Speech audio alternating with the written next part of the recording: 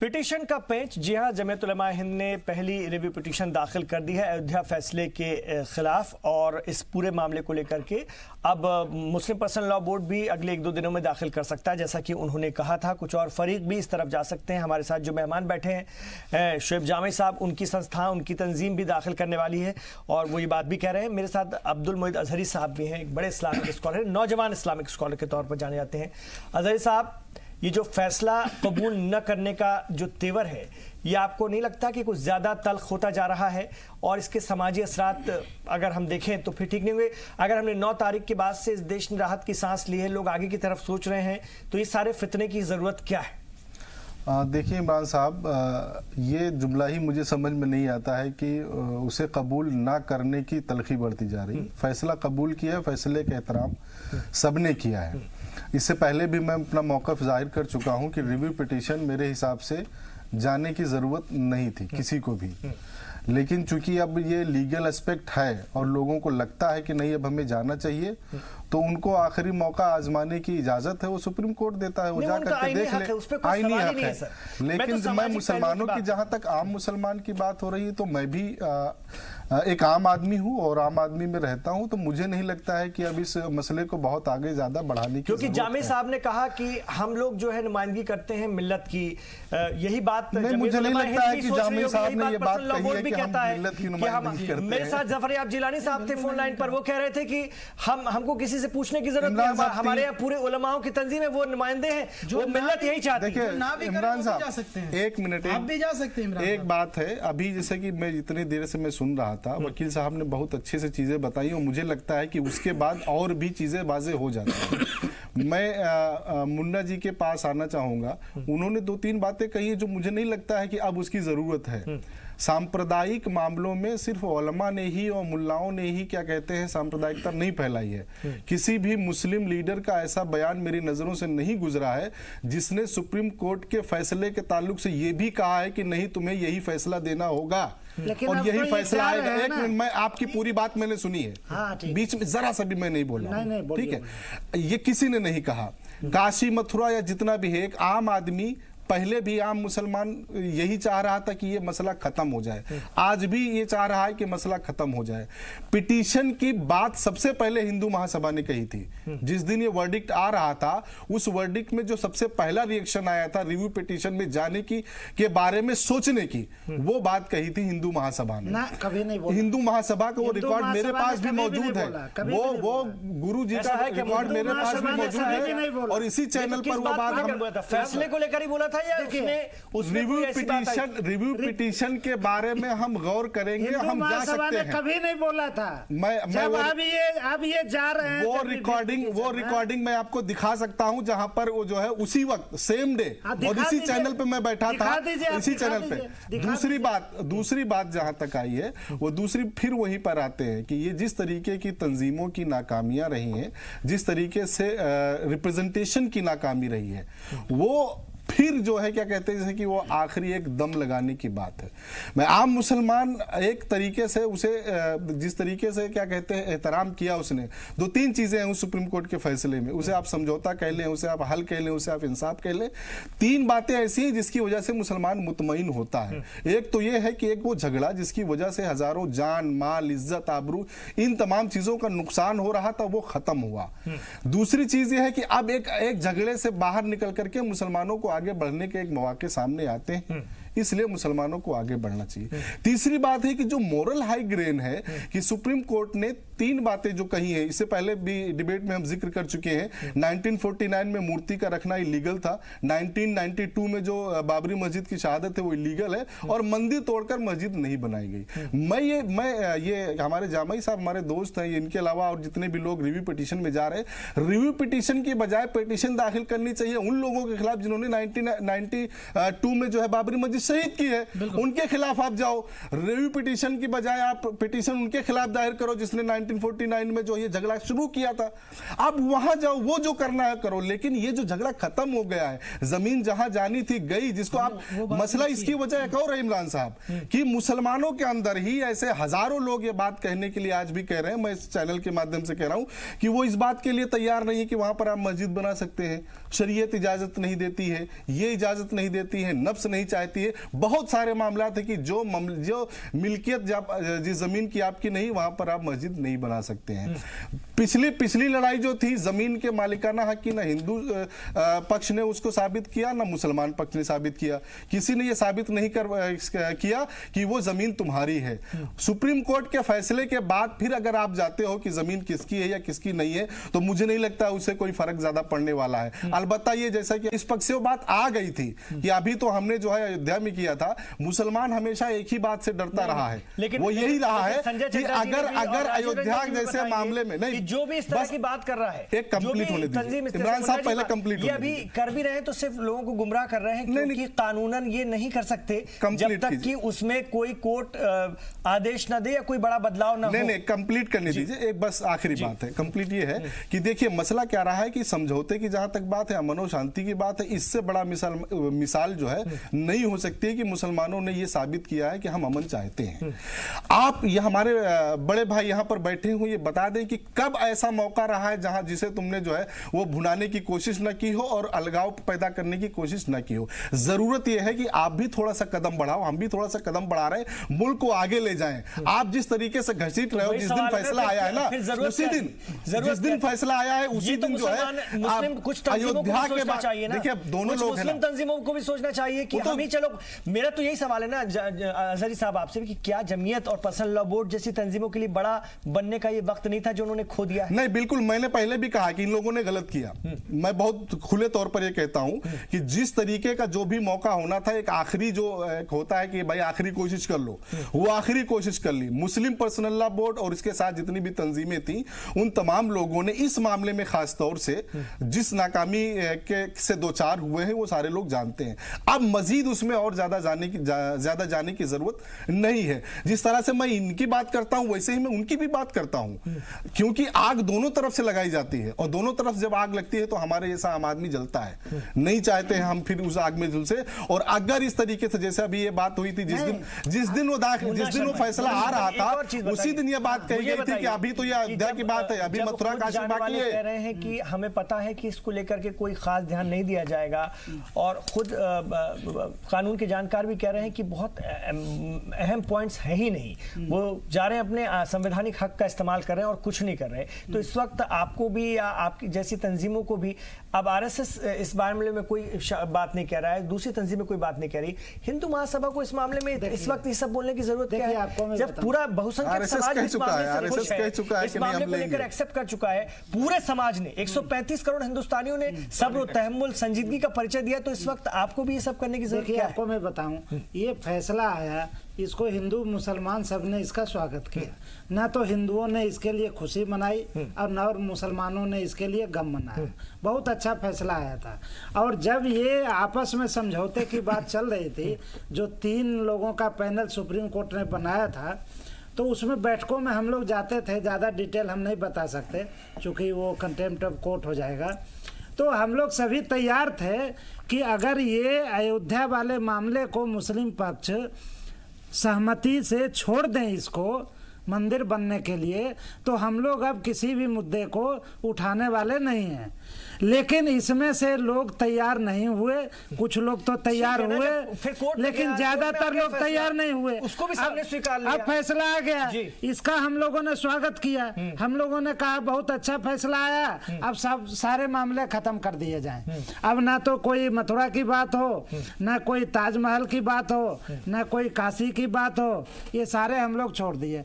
लेकिन अब फिर से लोग शुरुआत कर रहे हैं सांप्रदायिक राजनीति, मतलब क्रिया की प्रतिक्रिया आप लोग कर रहे हैं। अब क्रिया की प्रतिक्रिया देखिए, तो जामे साहब, ये स्वाभाविक है, कर रहे हैं, ये स्वाभाविक, आप बड़े खुश हो रहे हैं। आप क्रिया क्यों कर रहे हैं कि सामने से प्रतिक्रिया? देखिए, क्रिया की प्रतिक्रिया होगी, आप खुद यहाँ पर ऐलान कर रहे हैं कि मैं भी जाऊंगा, क्यों ऐसी क्रिया कर रहे हैं जिससे प्रतिक्रिया हो? ये तो न्यूटन का नियम है कि क्रिया के बराबर और विपरीत प्रतिक्रिया हो। नहीं, देखिए देखिए आपने ये लोग ये कह रहे हैं कि भाई हिंदू पक्षकारों ने या फिर भारतीय जनता पार्टी ने जो है वो रिव्यू पिटीशन में या इस पे आगे जो है फैसले को मानने के लिए तैयार थे। नहीं, आपने प्रधानमंत्री मोदी जी का 1 जनवरी 2019 का एक इंटरव्यू था एक बड़े न्यूज एजेंसी के लिए, उनसे जब पूछा गया कि राम मंदिर का फैसला अगर मतलब आपके खिलाफ आया या आपकी मंशा के खिलाफ आया तो क्या करें, उन्होंने कहा कि जो हमारे पास फैसला आने दीजिए फिर हम देखेंगे। उन्होंने ये नहीं कहा था कि जो फैसला आएगा हम मानेंगे,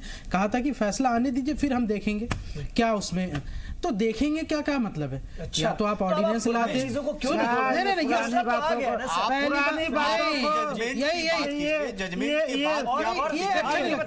इमरान साहब, ये लोग सांप्रदायिक बात छोड़ ही नहीं सकते। सुनिए आप बिना लड़ाई छोड़ ही नहीं सकते। देखिए हिंदू महासभा के हमारे काबिल और फाजिल दोस्त यहाँ बैठे हैं, मैं इन्हीं से कहना चाहता हूँ कि आपने कहा कि मौलाना लोग जो है राजनीति करते, मुझे ये बताइए जमात उलमा हिंद का या all India Muslim personal law board के कौन से सदर हैं जो चुनाव लड़ने जाएंगे? दूसरी बात, हिंदू ठीक है नहीं हिंदू सुनिए, सुन तो लीजिए, आप दे दीजिएगा काउंटर दे दीजिएगा। हिंदू महमूद मदनी नहीं जा रहे कोर्ट, अरशद मदनी जा रहे हैं। अरे महमूद मदनी साहब का स्टेटमेंट आ गया है, आज पढ़ लीजिए। नहीं महमूद मदनी क्यों नहीं जा रहे? पढ़ चुका हूँ स्टेटमेंट, सुन लीजिए आप, चुप हो जाइए। देखिए हिंदू महासभा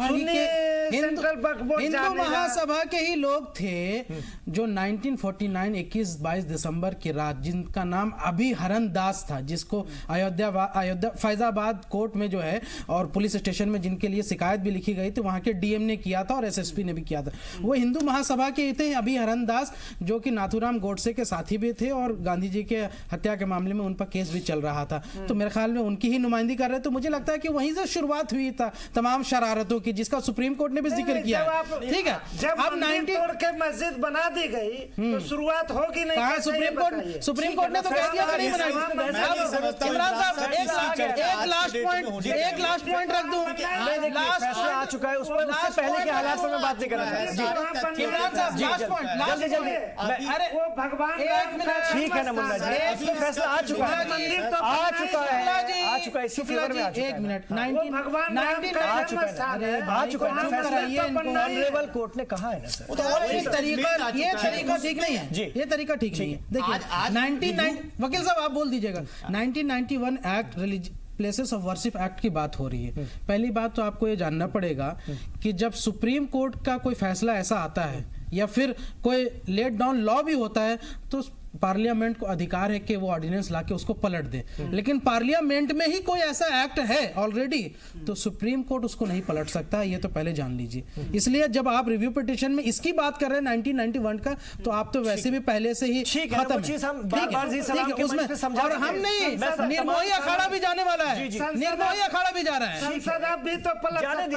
निर्मोही अखाड़ा भी भाई, उसके लिए संसद में बात कीजिए ना, रिव्यू पिटीशन की तो बात बेकार है।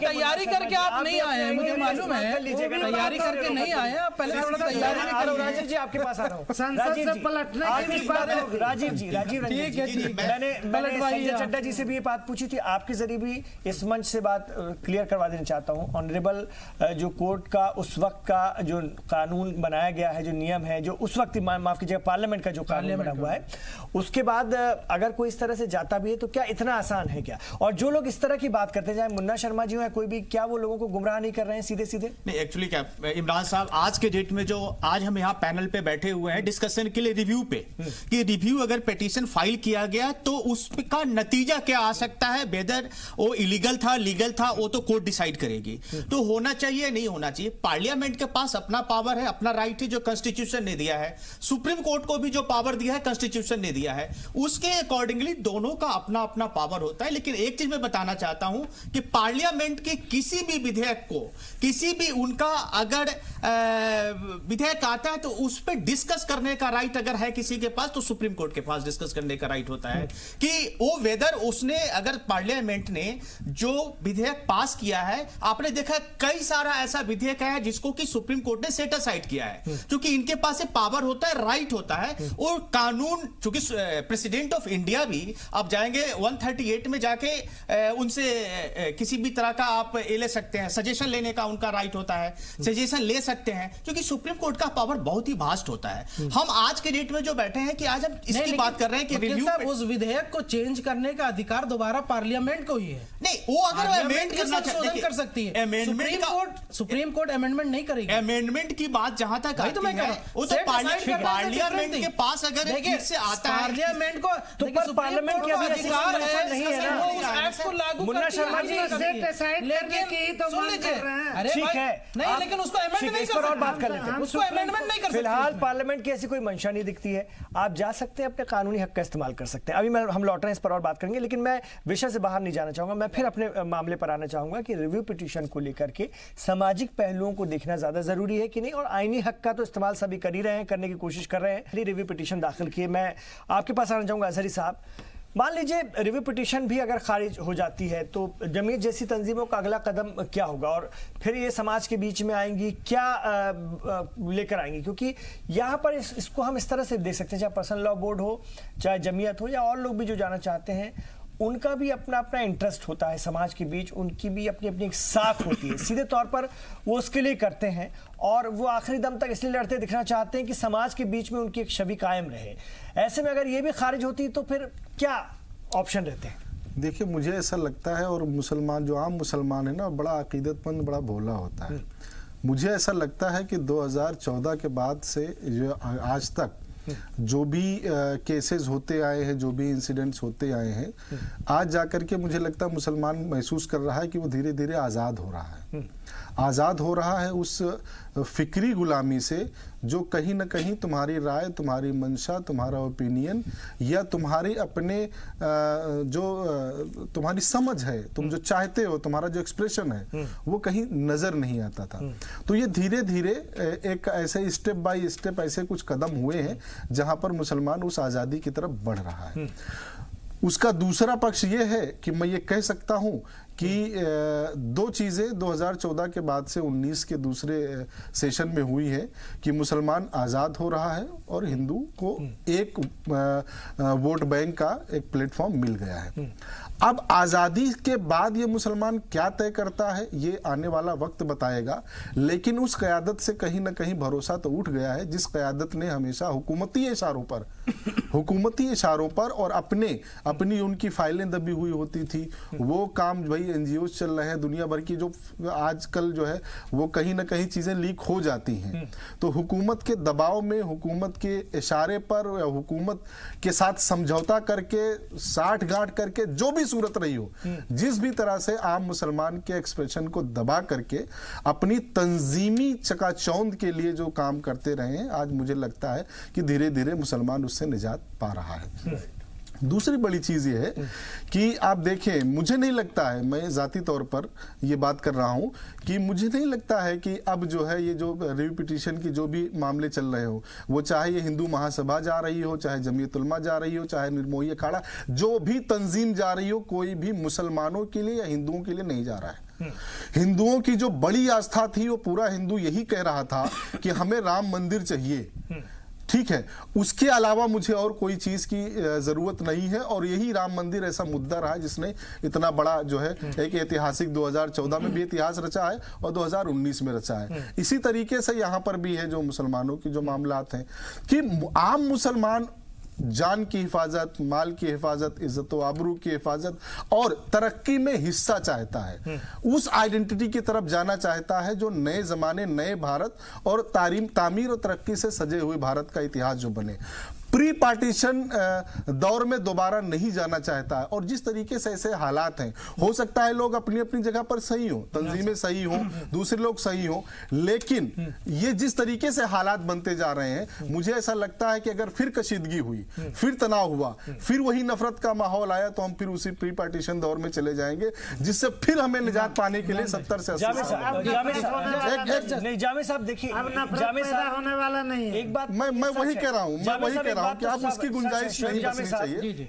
पार्टीशन के बाद अगर किसी मुद्दे ने इस मुल्क की दो बड़ी कौमों के बीच बड़ी खाई पैदा की थी, तो वो यही मुद्दा था। बड़े अच्छे माहौल में ये पूरी तरह से खत्म हो गया ये मुद्दा। तो जो बात अजहरी साहब भी कह रहे हैं, जो बात हमने भी कही कि अब काहे के लिए लोगों को फिर नया जो है वो देने की कोशिश कर रहे हैं। छोड़िए, जाने दीजिए, फैसला आ गया, इंसाफ हो गया, ये मानते हुए आगे बढ़िए। ऑनरेबल कोर्ट ने फैसला तो दे दिया ना, इस देश में फैसला तो हो गया सिस्टम के मुताबिक। देखिए ये भी ठीक, और मैं आपके उस कदम को चैलेंज नहीं कर रहा हूं, उसका भी एहतराम कर रहा हूं। आप जा सकते हैं क्योंकि वो आपका आईनी हक है। लोगों को सवाल किससे? लोगों आपसे को देखिए, लोगों को समझना चाहिए। सर एक मिनट बस, एक मिनट मुन्ना जी इनसे सवाल था, जरा इनका जवाब दे दूं मैं। जी देखिए, हमेशा इल्जाम लगता है कि ऐसी तंजीमें या इस तरह के लोग सिर्फ राजनीति करते हैं और दूसरे काम मुसलमानों के जो खैर ख्वाही के है वो नहीं करते। मैं दूसरे के बारे में तो नहीं कहना चाहूँगा क्योंकि हमारी तंजीम खुद रिव्यू पिटीशन के लिए जारी है। तो इमरान साहब, आपको खुद मालूम है कि हमने मुख्तार अब्बास नकवी साहब के साथ अल्पसंख्यक मंत्रालय के साथ मिलकर के कॉमन सर्विस सेंटर के सुचारू रूप में और तमाम IT स्कीम्स को जो है मुस्लिम इलाकों तक ज़्यादा से ज़्यादा पहुंचाया जाए उसके लिए काम भी कर रहे हैं और उसके लिए बड़े पैमाने पर काम हो रहा है। आपको भी मालूम है कि हमारी मुलाकात भी हुई थी इस सिलसिले में कई बार। दूसरा ये है कि हम सिर्फ जो है ये रिव्यू पिटीशन या अयोध्या मामले पे ध्यान नहीं दे रहे, बल्कि जो मुसलमानों के जो समाजी मसाइल है, मुआसी मसाइल है, इवन कि कल भी अभी जो बहन प्रियंका रेड्डी के साथ जो ऐसा मामला आया है जिसमें कुछ लोग हिंदू मुस्लिम करने की कोशिश कर रहे थे, हमने, हमारी पूरी तंजीम ने, कई मुसलमानों ने जो है इंडिया गेट पर जा कर के वहाँ पर एहतजाज किया और उन रेपिस्टों के जो है फ़ौरन जो है सजा की मांग की और बहन प्रियंका रेड्डी के साथ खड़े थे। और वहाँ पर जो हमारे साथ लोग खड़े थे वो मुल्क के आए हुए कितने लोग खड़े थे जिनका ना कोई मजहब पूछ रहा था ना कोई धर्म पूछ। तो ये भी काम हम लोग कर रहे हैं और साथ ही साथ जहां पे इंसाफ का तकाजा है, देखिए इंसाफ का तकाजा है, वहां पर इमरान साहब मैं कहना चाहूंगा कि हमारे भाई ने कहा, अभी अजहरी साहब ने, वो जो 1992 डेमोलिशन का जो मामला है वो एक अलग केस चल रहा है जिसके लिए हम उसके लिए रिव्यू पिटीशन तो नहीं लेकिन एक पिटीशन दाखिल करेंगे कि उसकी जल्द से जल्द जो है उसमें जो है मामले की सुनवाई हो, सजा हो। लेकिन इस मामले में रिव्यू पिटीशन की आखिरी तारीख 9 तारीख थी, इस वजह से अभी हम इसको दाखिल कर रहे हैं। लेकिन वो भी जल्द हम इंशाल्लाह यहाँ से आपके चैनल से वादा करते हैं कि वो जल्द से जल्द उस मामले की सुनवाई हो और उन दोषियों को सजा मिले जिन्होंने बाबरी मस्जिद शहीद करने का जो काम किया और सुप्रीम कोर्ट ने वो दरवाजे खुद खोल दिए अपने फैसले में। फलाह बहबूद के लिए काम कर रही है आपकी तंजीम या आपकी जैसी बहुत सारी तंजीमें, आप ये खुद कहते हैं आपका मकसद है। अरे सर, किसको डिमोरलाइज हो जाएगी कम्युनिटी, कम्युनिटी डिमोरलाइज हो जाएगी। आप जज्बाती क्यों कर रहे हैं? आप उनके लिए अस्पताल, हो जाएगी, उसको ये लगेगा कि हिंदुस्तान में मुसलमानों मुसलमानों के साथ इंसाफ नहीं होता है। अरे नहीं, ये लगता है क्यों आप ये बात कर रहे हैं? ये बात क्यों कर रहे हैं? साथ अगर होता है इंसाफ में और एक बहुसंख्यकवाद को ध्यान में रखते हुए सुप्रीम कोर्ट जैसे सेकुलर संस्था फैसला देती है तो मुझे लगता है इस मामले को संज्ञान में लाना जरूरी है ताकि हिंदुस्तान का संविधान और हमारी जो यहाँ से तहजीब बनी रहे। मुसलमान इस देश का हिस्सा नहीं होते, समझिए, मौका मिला था, का डिमोरलाइज मौका मिला था, चॉइस करने का, मोरल को मौका मिला था चुनने का, उन्होंने इस देश को चुना। मुसलमान तो कुछ कह भी नहीं पा रहे, यकीन था कि देश की अक्सरियत हमेशा उनके साथ इंसाफ करेगी, वो इस देश की अक्सरियत के साथ महफूज है। कौन डरा हुआ है? अपनी जुबान से भी जाहिर नहीं कर पा रहे। कोई ना तो कोई डरा। अजहरी साहब क्या मुसलमान डरे हुए हैं? अजहरी साहब क्या मुसलमान डरे हुए हैं? चूंकि कौन डरा हुआ है? अजहरी साहब मुसलमान डरे हुए हैं क्या? तौबा कीजिए जामिर साहब, ऐसी वाहियात बातों के लिए तौबा कीजिए, कफन बांध ले, तौबा कीजिए। माहौल है भाई, इसलिए इंसाफ नहीं लड़ रहे हैं। इस तरह की कौन सा नहीं, गलत बात। जामिर साहब, क्या मुसलमान इतना घबराया हुआ है? कमेंट्स आ रहे हैं आपके खिलाफ। सर कैसे डरा हुआ है? आप तौबा कीजिए, आप तौबा कीजिए। एक तरफ जामिर साहब देखिए, एक जामिर साहब क्या मुसलमान डरा हुआ है? बिल्कुल डरा हुआ है। मुसलमान डरा हुआ है। किससे डरा हुआ है? जामिर साहब किससे डरा हुआ है? उसको मालूम है। किससे सवाल कर रहे हैं इमरान साहब? अजहरी साहब आपसे सवाल कर। अजहरी साहब आपसे सवाल कर। देखिए, अगर खामोश हो जाए तो मैं अपनी बात रखूं, ये मुझे नहीं लगता है कि इतना गर्मा गर्मी की जरूरत यहाँ पर है। हम चाहे जितना बहस कर लें या लाठी डंडे भी निकाल लें तो कोई बहुत बड़ा वो इससे फर्क पड़ने वाला नहीं है, क्योंकि जो चीज़ें होनी है या जो हो रही हैं वो होती हैं और होती रहेंगी। अगर हम ही लोग यहाँ पर बैठ के 2-2, 4-5 लोग अगर बैठ करके हम अगर अमन शांति के साथ बात नहीं कर सकते हैं तो फिर हम क्यों बात करते हैं कि हमारी कौम या आपकी कौम जो है वो अमन से रहे और नफरत खत्म करके मोहब्बत से रहे। ये मुझे नहीं लगता है कि हम फिर अमन को रिप्रेजेंट करने की बात करते हैं। देखिए, मैं जो जामी साहब ने जो बात कही है, इनकी एक बात से मैं सिर्फ इत्तेफाक रखता हूँ कि जो आपका आईनी हक है आप उसको करना चाहिए, इंसाफ के लिए है, जो भी उसके प्रोसीजर है वो करने चाहिए। मैं तो सिर्फ उन हालात की बात कर रहा हूँ कि सुप्रीम कोर्ट ने जहां पर यह बात कही है कि जितना ये जो फेथ है या जो आस्था है उसे निग्लेक्ट नहीं किया जा सकता है, ठीक है। दूसरी बात यह है कि सिर्फ आस्था ही बुनियाद नहीं रही है, ये हमें भी समझना चाहिए। फिर मुसलमानों की आस्था पे भी ध्यान देना चाहिए। मेरे आस्था पे अगर जाएंगे, मुझे लगता है कि जामई साहब, मैं इसका कायल कभी नहीं रहा हूं कि मैं बीच में कॉन्ट्राडिक्ट करूं। मेरी आप बात से पूरी तरह से ना इत्तेफाकी रख सकते हैं, लेकिन मुझे मौका दीजिए, गलत ही सही कह तो लूं, ठीक है। वो डिमोरलाइज की जहां तक आप बात करिए, आस्था की बात करते हैं, आपको थोड़ा सा लॉ के बारे में या जो वर्ल्ड वाइड लॉ के जो एक्सपर्ट है, जो मैंने सुना है, मैंने पढ़ा है, एक जो मेजोरिटेरियन फेथ होता है वो किसी भी कौम में, किसी भी मुल्क में, किसी भी जगह उसे निगलेक्ट नहीं किया जाता है, एक बात। और दूसरी बात यह है कि जो आपकी बाबरी मस्जिद का, हमारी बाबरी मस्जिद का जो मसला था, उस मसले में क्या हम तमाम मुसलमान मुत्तफिक हैं? और तीसरी बात यह है कि बाबरी मस्जिद के खिलाफ खड़े होने वाले, जहां आप कहते हैं कि वो पिटिशनर में हिंदू महासभा, निर्मोही अखाड़ा, रामलला विराजमान, वहां पर खुद मुसलमान भी रहे हैं, शुरू से लेकर आखिर तक कहीं ना कहीं वो उसमें शामिल रहे हैं, उनके बारे में क्या कहिएगा? को तो खारिज कर दिया ना। शिया वक्फी बोर्ड बैमानी का, सुन्नी वक्फ बोर्ड की बात कर रहा हूं, और ऐसे वो चंद नाम जो आज उन्हीं के घराने से लोग उनके साथ रहे। मैं वही बात कर रहा हूं कि जब आप संजीदगी से उस पर गौर करते हैं, मैं शुरू में भी नहीं गया कि वो इंसाफ हुआ है कि नाइंसाफी हुई है। मैं ये मानता हूं कि एक वो जो झगड़ा हिंदू मुसलमान के बीच खाई का और दरार का और नफरत को बढ़ाने का जो था, वो खत्म हुआ है, जो वो खत्म हुआ है। एक छोटा सा काउंटर ले लीजिए। देखिए, ऐसा है कि अगर आप मानते हैं कि ये आस्था के बुनियाद पर फैसले हुए हैं, तो आपको मालूम होना चाहिए आपको पहले नहीं आप गलत कोट मत कीजिए। देखिए, मेरे ही बगल में बैठकर आप मुझे गलत नहीं आस्था को सुप्रीम कोर्ट का ये सेंटेंस है, आप मैंने ये नहीं कहा कि सुप्रीम कोर्ट आस्था को ध्यान में रख के ये फैसला किया आपका है। के मोहम्मद साहब, तो फिर ये सवाल है कि सुप्रीम कोर्ट भी आस्था को ध्यान रख के अगर फैसला देगी, इंसाफ होगा? नहीं इमरान साहब, जामई साहब, आप मुझे कोट कीजिए, लेकिन मेरे ही सामने गलत कोट मत कीजिए, आप सही बात कीजिए। सुप्रीम कोर्ट ने आस्था के बुनियाद पे फैसला दिया है, ये मैंने बिल्कुल नहीं कहा।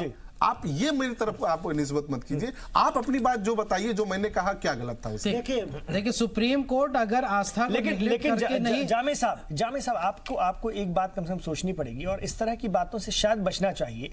कफन बांधकर निकल चुका है मुसलमान, डर रहा है, ये तो बड़े अफसोस की बात है। ये हिंदुस्तान है, ये हिंदुस्तान नहीं, हम हक और इंसाफ की बात कर रहे हैं,